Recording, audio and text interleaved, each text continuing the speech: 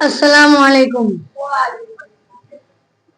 नहमदुहु व नुसल्ली अला रसूलिहिल करीम, अम्मा बाद, अऊज़ु बिल्लाहि मिनश शैतानिर रजीम, बिस्मिल्लाहिर रहमानिर रहीम।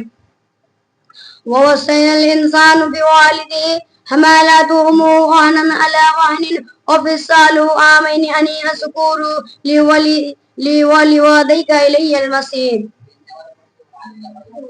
समस्त प्रशंसा, समस्त गुणगान, समस्त गुणकीर्तन সেই মহান আল্লাহ রাব্বুল আলামিনের জন্য, যিনি আমাকে আপনাকে এই পবিত্র আঞ্জুমানে বসার তৌফিক দান করেছেন। আর তার প্রশংসা করে শেষ করতে পারিনি, আর পারবো না, তাই সকলে ছোট্ট করে বলি আলহামদুলিল্লাহ। তারপরে পরে আমার নবী, আপনার নবী, সারা বিশ্বের নবী, পশু প্রাণীর নবী, কীট পতঙ্গের নবী, কুল কায়নাতের নবী, মা আমিনার লাল মুরুদুলাল আহমদ মুস্তফা মুহাম্মদ মুস্তফা সাল্লাল্লাহু আলাইহি ওয়াসাল্লামের প্রতি শত কোটি দরুদ ও সালাম অবতীর্ণ হোক। আল্লাহুম্মা সাল্লি আলাইহি আল্লাহুম্মা বারিক আলাইহি। আমার পাশে বসে থাকা সম্মানিত শিক্ষক মহাশয় ও আমার সামনে বসে থাকা ছোট বড় তালিব ইলম ভাই সকল ও আমার নাজেম ভাই, তো আমি আজকে আপনাদের সম্মুখে যে বিষয়টি নিয়ে উপস্থিত হয়েছি, সেই বিষয়টির নাম হচ্ছে পিতামাতার সাথে সদাচরণ। মহান আল্লাহ রাব্বুল আলামিন বলেছেন, ওয়াসাইনাল ইনসানু বিওয়ালিদিহি হামালাতুহু উম্মুহু ওয়াহানান আলা ওয়াহানিন ওয়া ফিসালু আমাইনি আন ইয়াশকুরু লি ওয়ালিওয়াদাইকা ইলাইহিল মাসির। আমি আমার বান্দাদেরকে তাদের পিতামাতার সাথে সৎ আচরণ করার নির্দেশ দিয়েছি, কেননা তার পিতামাতা তাকে গর্ভে ধারণ করেছে, একাধিক 2 বছর তাকে দুধ পান করিয়েছে, সে হাঁটতে পারতো না, তাকে চলাফেরা শিখিয়েছে, সে কথা বলতে পারতো না, তাকে কথা বলা শিখিয়েছে।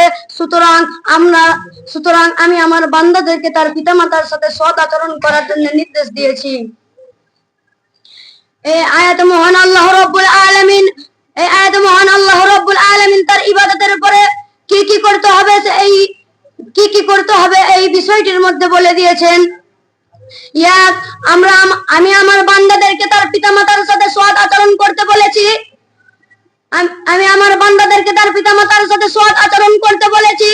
আর তাদের কোনো কাজের জন্য যাতে তাদের পিতামাতা কোনো কষ্ট না পায়। আর 2 নাম্বার, তাদের কোনো কাজের জন্য যাতে তার পিতামাতাকে তারা ধমক না দেয়, সেদিকে লক্ষ্য রাখতে হবে। 3 নাম্বার, বৃদ্ধা অবস্থায় তাদের দিকে দয়ার হাত বাড়িয়ে দিতে হবে।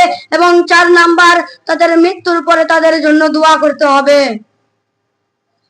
মহান আল্লাহ রাব্বুল আলামিন বলেছেন,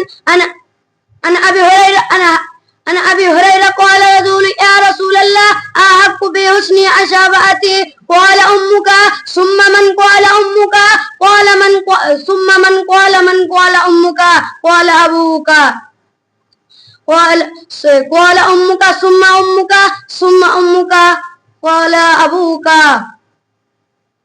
আবু হুরায়রা রাদিয়াল্লাহু আনহু বর্ণিত, তিনি রাসূল সাল্লাল্লাহু আলাইহি ওয়াসাল্লামের কাছে একজন ব্যক্তি আসলো এবং জিজ্ঞাসা করে বলল, হে আল্লাহর রাসূল, আমার নিকট সবচেয়ে প্রয়োজনমূলক অধিক কি? রাসূল সাল্লাল্লাহু আলাইহি ওয়াসাল্লাম বলল যে তোমার মা। তখন সেই লোকটি বলল যে তারপর কে?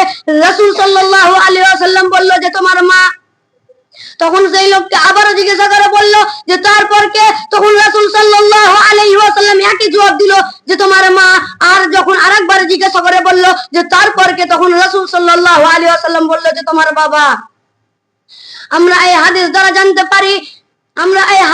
জানতে পারি যে পিতার চেয়ে মায়ের মর্যাদা অনেক বেশি।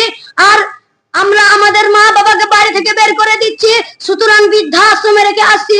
একবারের জন্য ভেবে দেখছি না যে পিতামাতা আমাদেরকে লালন পালন করে এত দূর বড় করেছে। আমরা যদি আমাদের পিতামাতা মনে করতো, তাহলে আমাদের জন্ম হওয়ার সাথে সাথে আমাদেরকে অনাথ আশ্রমে রেখে আসতে পারতো। কই, আমাদের পিতামাতা তো আমাদেরকে অনাথ আশ্রমে রেখে আসেনি। কই, আমাদের পিতামাতা তো আমাদেরকে কখনো বাড়ি থেকে বের করে দেয়নি। কই, আমাদের পিতামাতা তো আমাদেরকে কখনো টাকা পয়সা ধন সম্পত্তি থেকে বের করে দেয়নি। কই, আমাদের পিতামাতা তো আমাদেরকে কখনো অভাব জানতে দেয়নি। কই, আমাদের পিতামাতা তো আমাদেরকে কখনো কান্না করতে দেয়নি। যতটুকু পেরেছে আমাদেরকে চুপ রাখানোর চেষ্টা করেছে।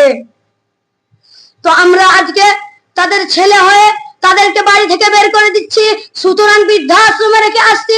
একবারের জন্য ভেবে দেখছি না যে যেই পিতামাতা আমাদেরকে কষ্ট করে এত বড় করেছে, এত লালন পালন করে এত বড় করে তুলেছে, আমরা আজকে সেই পিতামাতাকে বাড়ি থেকে বের করে দিচ্ছি।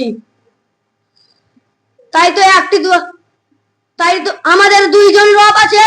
একজন হচ্ছে হাকিকি রব, যিনি হচ্ছে প্রকৃত রব, মহান আল্লাহ রব্বুল আলামিন। আর দুই নাম্বার হচ্ছে মাতাজি রব, যিনি আমাদের লালন পালনের দায়িত্ব নিয়েছেন। তিনারা হচ্ছে আমাদের মাতা পিতা। তাই তো একটা দুয়ার মধ্যে ঘোষণা করে বলা হয়েছে, রব্বির হামহুমা কাম্মা রাব্বায়ানি সাগীরা। হে প্রকৃত রব, দয়া করো ও রহমত করো ওই রবের উপরে যেই রবকে তুমি আমাদের লালন পালনের জন্য পাঠিয়েছো। তখন রাসূল সাল্লাল্লাহু আলাইহি ওয়াসাল্লামের কাছে কয়েকজন ব্যক্তি আসলো এবং বলল, হে আল্লাহর রাসূল, আমি অনেক বড় গুনাহ করে ফেলেছি, হাল্লেন তওবা, এর কি কোনো তওবা আছে? তখন আরেকজন ব্যক্তি এসে বলল যে, হে আল্লাহর রাসূল, আমি মানুষ হত্যা করার মতো অন্যায় করে ফেলেছি, হাল্লেন তওবা, এর কি কোনো তওবা আছে? তখন আরেকজন ব্যক্তি এসে বলল যে, আমি জিনা করার মতো গুনাহ করে ফেলেছি, হাল্লেন তওবা, এর কি কোনো তওবা আছে?